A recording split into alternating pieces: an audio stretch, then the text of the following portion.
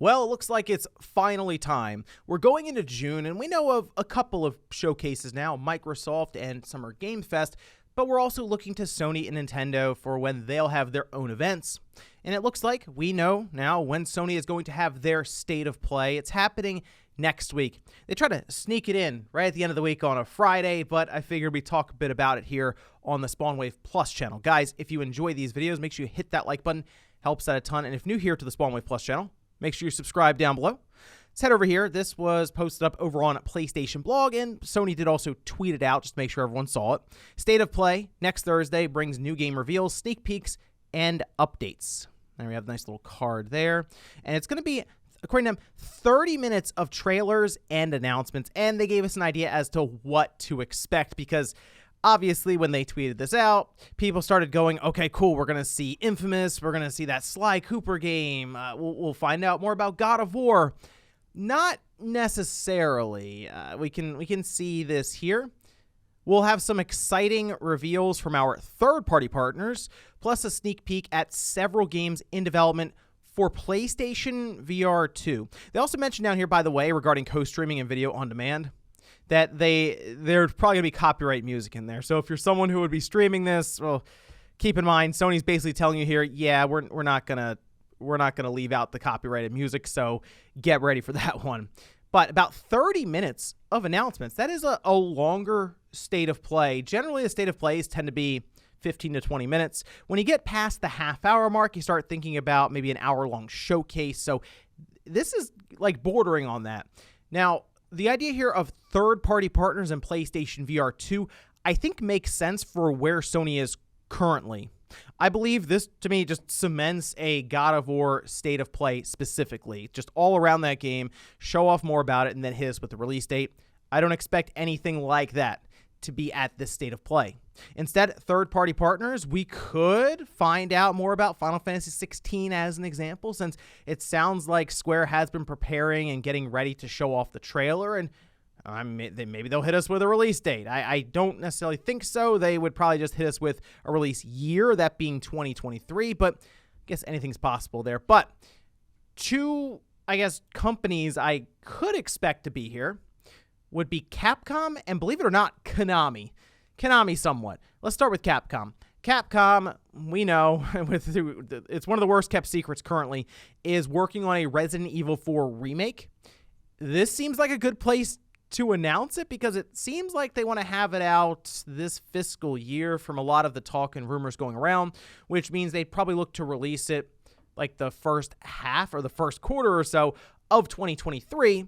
So I'm kind of thinking this would be a good spot to announce it, as well as play into the PlayStation VR 2 scene, since they could add VR support in the Resident Evil Village. They've had a pretty good relationship with Sony when it comes to Resident Evil reveals, as well as utilizing their headset with Resident Evil 7 being a full VR game, actually. Played through the whole thing that way, and people did enjoy it. I tried it out some, but I just ended up going back to just playing normally, but it's still an interesting experience.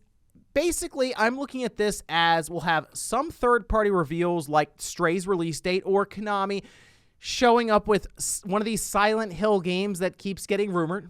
But I kind of feel like 70% of this, we'll say, is going to be about this new PlayStation VR headset and that software lineup, because that's mostly what Sony needs to do, since I don't believe they're going to tell us pricing or release date or window around this new headset. It's going to be an expensive device to buy. It could be more than the PlayStation 5 itself. I think it's going to come in right around $500, but I wouldn't be shocked if it was like $600 for the whole setup with the PlayStation VR 2. So they want to get things rolling when it comes to software. They've already told investors about 20 titles, like major releases, will be ready for launch. This seems to be the place to really get the ball rolling on it. And as of now, we know the big one that's been shown off so far by Sony is the Horizon Call of the Mountain, of course, leading into that Horizon Zero Dawn, Horizon Forbidden West IP. So I'm thinking they'll have another one or two first-party games from their own studios ready to go. And then also they have those second-party deals, and I wouldn't be shocked if one of those deals, maybe two of them, end up being PlayStation VR 2 games.